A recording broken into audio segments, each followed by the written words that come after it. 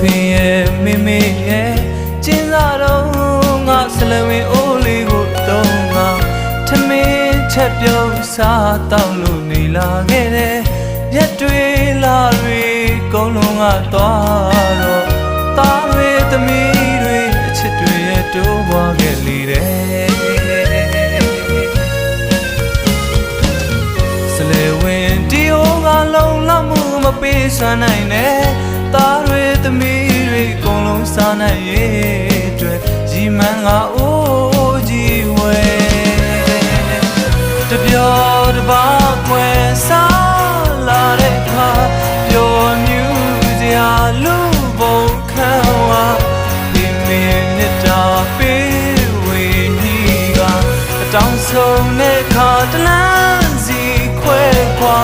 ကိုယ်ပိုင်တိုင်မျိုး